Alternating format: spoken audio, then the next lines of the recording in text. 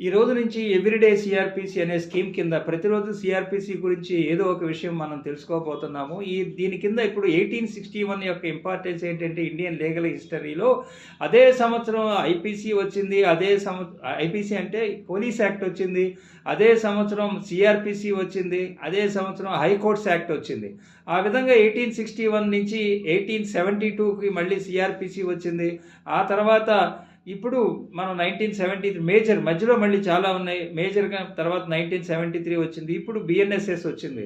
దీంట్లో పర్టికులర్గా section 154 CrPC అంటే ఎఫ్ఐఆర్ రిజిస్ట్రేషన్ గురించి ఆలోచిస్తే 139 అనేది 1861లో ఉండేది. తర్వాత అది 1112గా మారింది.